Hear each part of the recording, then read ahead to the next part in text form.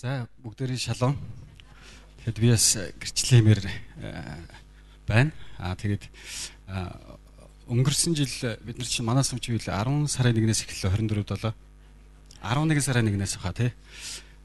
24/7 эхлээл миний амьдрал ерөөсөө нэг биш болсон байхгүй юу? Би тэгээ баг бүтэн нэг жилийн турш ерөөсөө маш хүндий ингээд ерөөсөө эзнийг сонсч чадхаа болцсон. Эзний оршуу дотор орж чадхаа болцсон. Тэгэд яг өөрийгөө яагаад байгаагаа мэдэхгүй. Тэгээд айгүй тийм сонирн байдалд орсон байхгүй. Тэрнээс өмнө бол би ажил дээрээ чинь зүгээр эзэнтэй хоёлаа яриад уйлтаал тий. Эзнээс үг аваад ингээл өст айгүй ирч хүчтэй явж байсан. Тэгэл 24/7 эхэлсэн чинь ерөөсөө бүх юм пак гэж байхгүй болцсон. Би тэгэл их нэртэй хэлээдгүй. Би одоо яагаад байгааг яг үндэ мэдэхгүй байна. Би надад ямар нэгэн нууцсан гим нүгэл бол байхгүй тий. Би чадхаараа өөрийнхөө 11-ийг өргөж जैन тий.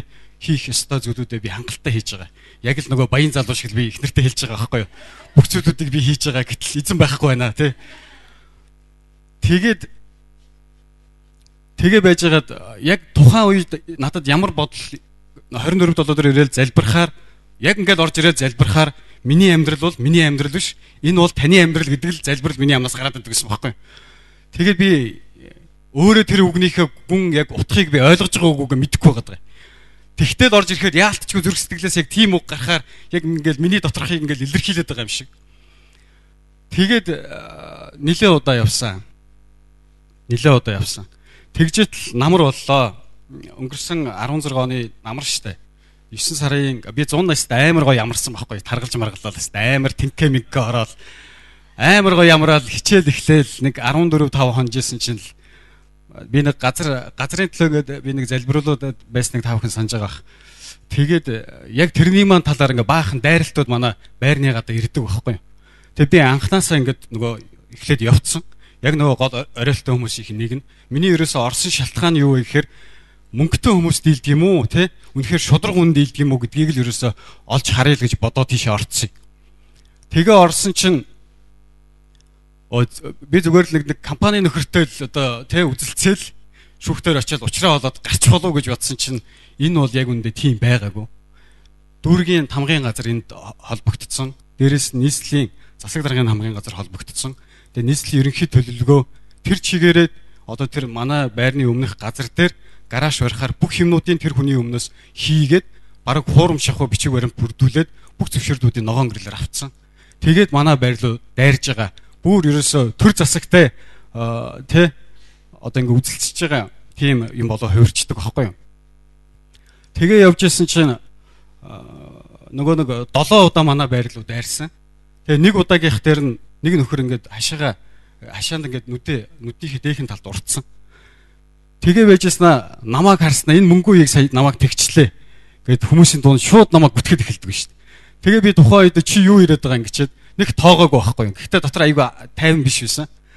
Санаа зовоол ингээл тэгэл удахгүй байжсэн чинь цагдаагаас дуудлаа. Тан дээр гомдол ирсэн байна гэд. Тэгээд 99-ийн 1 буюу одоо хөнгөвтөр гэмтлэр хөнгөвтөр зүйл ангаар над дээр ирээгүй хэрэг үсгчихжээ. Тэгээ бас нэг эмэгтэйтэй цуг. Тэгээ битээр одоо цагдаа дээр хоёлоо очлоо. Тэгээ яг юу болсон ингээ юмнуудаа ярьлаа. Тэгсэн чинь нөгөө цагдаа нь харснаа. За та нарын ерөөсөө юу хаалаа. Захиргааны арга хэмжээ аваад ингээд энэ чи хаалаа гэх. Тэгэхээр би бол дотроо нөгөө хийгээг учраас ер нь бол эрс эсэргүүцсэн байхгүй. Тэгсэн чи намайг та өрөөнөөс гарчаа гэд. Тэгээ би гадаа байж итэл нөгөө эмэгтэй маань мөнгөө төлсөн хоёлаа энийг ингээ хаалгач яагаад гараад ирдэг байхгүй. Тэгээ би дотроо бодж байж байгаа. Дотроо бол ингээд ер нь бол ингээд зөвшөөрөхгүй байгаад байсан л да. Тэгээд орхио яваад гисэн. Тэгээд хаагдчихлаа гэж бодоод байж итэл намайг нөгөө эмнэлэг твтэж яхад бас нэг өөр цагдаа уцстаад таны хэрэг чи 99-2 буюу бүлгэлж хүн гэмтээсэн гэдэг бүр хүндөвтөр зүйл ангаар ирээгүй хэрэг үүсчлээ гэд. Тэгэн гооч би ч нөгөө эмнэлэгт нөгөө бас нэг илэг мэлэг жоох асуудалтай гэд байжсэн чи бүр хямраад шүн унт чадхаа байлаад бүр 4-5 өдөр унт чаддгүй шүн. Ингээд эхнэрийн хажууд ингээд сууж яадаг. Эхнэр хүүхдүүд унтаад байдаг би орон дээрээ сууж л байдаг. Тэгээ 9 шидийн юм бодогдоод тэгээд одоо тэгээд яг энэ асуудал маань болохоор ерөнхийдөө ер нь ингээд эзэн бас над руу хүмүүсийг илгээж байна. Огт эзнийг таньж мэдэхгүй хэрнээ надад туслая гэсэн өмгөөлөгч нар гарч ирээд байгаа байхгүй юу. Тэгээ би сая өнгөрсөн 7 хоногт очиж нэг юу өгсөн, мэдүүлэг өгсөн. Тэгээд өөрийгөө гэрчлэх нэг 4-5 хүнийг аваач гэрчийн мэдүүлэг өгсөн байгаа. Тэгээ одоо надад ерөөсө бичлэг аваа дээр хийх юм бол над асуудлыг чи ерөнхийдөө өөрийг чи хийгээгүй гэдгийг баталмаар байна гэд нөгөө мөрдөн байцаагч маань тэгсэн л дээ. За энэ дунд нэг юм болсон. Тэгээд яг би чи ингээл энэ дунд яг эзний өмнө те нөгөө нэг эзэн байхгүй эзнийг би сонсч чаддгүй ингээ яваад байсан байхгүй. Тэгээ явж байгаад сая оны өмнөхөн билүү он гараад билүү яг ингээл 24-д одоо ирээл эзний өмнө суугаал яг нөгөө залбирлаа хэлдэг байхгүй. Эзэн те энэ амьдрал бол миний амьдрал биш те энэ бол таны амьдрал миний бүх зүйл таних гээл те тэгсэн чил эзэн өдөөс юу гэж хэлсэн гэж чи зөвшөөрөхгүй байгаа шүү дээ гэжэлсэн. Тэгэл өстө би зүгээр өстө ингээл яг өөрийг ирэхгүй яг эзэн надад яг ямар асуудал миний дотор байсныг яг аягүй сайн тод харуулсан л да. Чи зөвшөөрөхгүй байгаа шүү дээ тий. Би чиний дотор амьдрахыг мөнгнөө чи зөвшөөрөхгүй байгаа шүү дээ гэж эзэн надад шууд хэлсэн байхгүй. Тэгэл би ерөөсөө эзний өмнө яг тийм тий угаасаа яг тийм байгаа юм чи. Би яг нөгөө яг асуудлаа олж харахгүй яваадсан. Яг тэр өдөр эзэн надад яг харуулсан. Тэгэл би өстө гимшээ залбираад өстө бараг нэлээд удаан гимшсэн. Эзэн маань яг та үннийг хэллээ те. Би үнэхээр хүлээн зөвшөөрж ин яг л юм болсон. Тэгэл эзний өмнө гимшээл байж итл эзэн дахиад надад үг хэлсэн. Яг миний залбирал дээр нэг охин орж ирсэн байхгүй. Тэгэл тэр охин орж ирээ суугаал тэгэл би доош хараад залбирсан чинь ишлэлээр эзэн надад тэ эзэн минь гэсэн болгон Тэнгэрийн хаанчлалд орохгүй. Гагцхүү миний эцгийн хүслийг биелүүлдэг нэг нь орох юмаа гэж эзэн хэлсэн. Тэгэл би тэр үгийг аваад бас буцаал асгаж гисэн. Яг үнэндээ эзэн надаас яг юу хүсэж байгаагаа тэнд аюу тодорхой харуулсан. Тэгээд би яг юу гэж хэлэх гээд байгаа юм хэрэг 24/7 эхэлснээс хойш миний амьдралд аюу том олон өөрчлөлтүүд гарч байна. Мөн сүнс одоо над руу янз бүрийн байдлаар дайрч байгаа. Гэхдээ энэ дунд эзэн намайг яг одоо нэг те жигүүр дээрээ өргөд явж байгаа юм шиг яг тийм мэдрэмж бол надад төрж байгаа. Үнэхээр ингээд шантармаар болмоор ч юм шиг те ямар хэцүү юм бэ гэж тэгж бохиндох үед миний дотор аюу тайван хүч мэдрэгдээд байгаа. Тэгээ би яг л энэ эзэн цаана байна гэдгийг аюу тодорхой харж байгаа. Тэгээд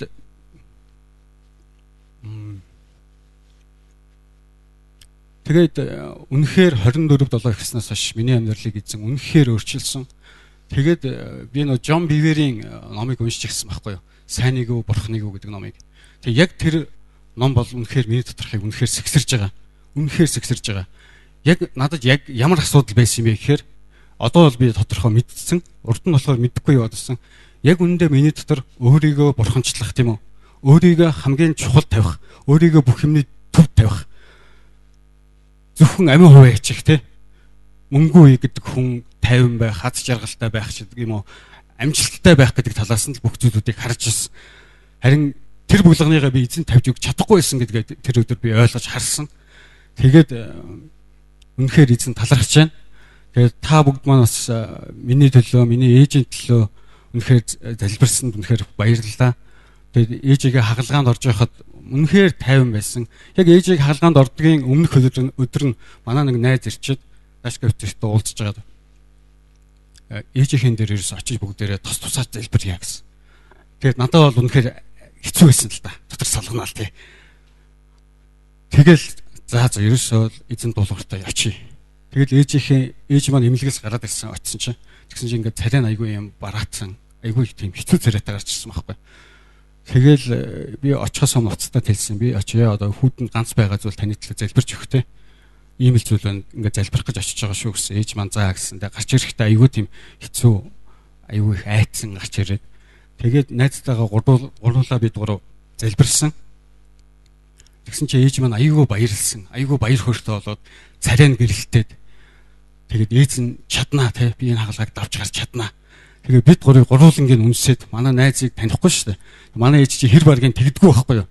Тэгээ надад бол тэр танихгүй хүнийг барьж авч үнснэ гэдэг бол миний хувьд бол айгүй те ээжийн дотор нэг тийм одоо юу гэх чөлөөлчих хөө те тийм болж яах гэдэг тийм мэдрэмж байгаад байгаа байхгүй юу. Тэгээд ээж маань хагалгаанд орсон маш хүнд хагалгаа болсон. Илгэнийхээ ойролцоогоор 65% тайруулсан. Тайруулсан илгийг харуулсан чинь тэр чигээрээ ерөөсөө ногоон бор нэг тийм нялцгаан юм болсон илгэн. Тэгээд одоо ээж маань өдрөөс өдөрт үнэхээр сайжирч байгаа. Би тэгэд энийг харахтаа үнэхээр эзэн үнэхээр ажиллажээ. манай гэр бүл байсан хан хэрмийг нураагаад эхэлчихжээ. Ээжийн маань аврахаар шийдэжээ гэдэгт би үнэхээр итгэлтэй байгаа. Тэгээд би нөгөө айлын багуудын нэг хамгийн том зовлон байдаг байхгүй. Тэр юу вэ гэхээр айлын томуудын том хүүхдүүдийн үг бол ер нь гэртээ хуйл штэ. Эсвэргээрээ айлын багуудын үг бол юу ч биш байдаг байхгүй. Тэгээд гэртээ очиод би ямар нэг юм хэлнэ. Чи цаашаач гэдэг юм уу те. За гэл. Тэгэл ерөөсөө ингээд намайг оролцуулахгүй ингээд баг бүх юмудаа хоорондоо ирээ шийдчихдэг. Тэгээд би гэр бүлийнхнийхээ өмнө өөрийнхөө итгэлийг хамгаал зогсох трийг илэрхийлнэ гэдэг бол энэ бол миний хувьд үнэхээр хэцүү байгаа хөөг. Гэрийнхнийхээ өмнө одоо ингээд та нарт гарч ирэл ингээд ийм ойлголоо гэж та нар амар гоё хүлээж авч байгаа шүү дээ. Тэгэл би гэрийнхээ өмнө очингууд хинч биш болчихно ингээд шалж байгаа л унчин. Тэгээ нөгөө нэг амар гүн гүнзгий юм ойлгоод байсан юм юу ч биш болчихно. Тэгэл тэр хүмүүсийн ярьж байгаа үг яагаад чи нэг хэрэггүй хэрнээ айгүй хүчтэй. Би айгүй чухал тэ амийг олсон чухал зүйлүүдийг ойлгосон хэрнээ гэрийнхнийхээ өмнө очихоор хинч биш. Миний тэр ойлгож ухаарсан юм юу ч биш. Тэд нэг ийм өдрөмж яваад байдаг байхгүй. Ийм хүлээс яваад байдаг. Тэд эзэн бас 24/7-оор дамжуулаад эзэн надад яг энийг л харуулсан тий. Яг энэ зүйлүүдийг эзэн одоо үнэхээр чөлөөлөх гэж байгаа юм. Чөлөөлж байгаа юм байна. Эзэн цөмөлж байгаа юм байна. Энэ бол миний хувьд үнэхээр чухал. Хэрвээ энэ бүгдийг ялж чадах юм бол эзнийг би хаач гэрчлэхэд тий. Эзний төлөө явхад энэ бол надад үнэхээр амар байх болно гэдгийг эзэн надад ойлгуулсан. Тэгэд үнэхээр баярлалаа. Тэгэд 24/7-д үнэхээр итгэмжтэй зогсороо. Тэгээд би нэг зүйлийг хэлэхээ марчиж. Яг нэг Джон Бивэрийг дамжуулаад эзэн ариун сүнсэнд дуулууртай байх талаар надад заасан байхгүй. Тэгээ би сая өглөө ариун сүнсэндээс би дуулууртай байж чадсангүй л дээ. Эхнэр хүүхдүүдийгээ сүмийн гадаа авчирчаад би ээж рүү нэг юм аваачих гэсэн байхгүй. Аптекаас аваад. Тэгээд эмнэлэгт би өглөө хоол хөргөж өгчөөд жижүүрээс нь аптек хідээ сонгоох гэсэн чи 9 гөрөөг донгоно гэсэн байхгүй. Тэгээд би сая эхнэр хүүхдүүдэд буулгачаад буцаад эргээ явангууд чи цуглаандаа ороо гэж надад хэлсэн байхгүй. Тэгэл зүрх гэж цоглоод гисэн. Тэгэл за тийм би явчаад ирье гэл. Тэгэл ийшээ ингээд явах одоо эмнэлэг хүртэл очитлоо айгүй эргэлзээтэйсэн байхгүй. Буцах уу яах уу гэд. Тэгэл яг эмнэлгийн хаалгаар ороход эзэн надад юу гэж хэлсэн гэж аптек 10 цагаас сонгоо штэ гэж хэлсэн. Тэгээд би аптек дээр гүгэд очсон чинь пемд нэмэг гарах төглөө 10 цагаас. Тэгэл би дотроо за би яг ингэдэг байхгүй.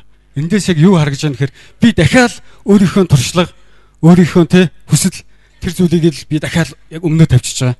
Тэгээ би орж ирээд хойно очиод эзэн минь би яг л ийм хүн би ариун сүнсийг би үнэхээр сонсохыг хүсдэг. Би тэгээ сонссон ирнээ дуулууртаад авч чадсангүй.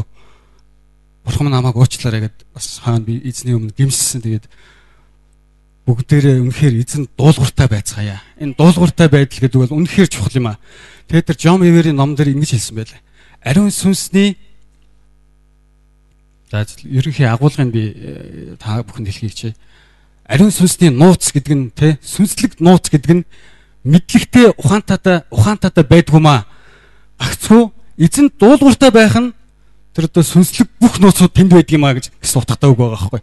Тэгээ тэрийг би сонсчоод уншичаад үнэхээр их баярлсан. Та нарт бас тэгж хэлмээр байна. Та үнэхээр эзэн дотор үнэхээр асахыг хүсэж байна уу? Зүгээр л ариун сүнсэнд бүгдээрээ л дуулууртай байх ёстой юм байна шүү. За баярлалаа.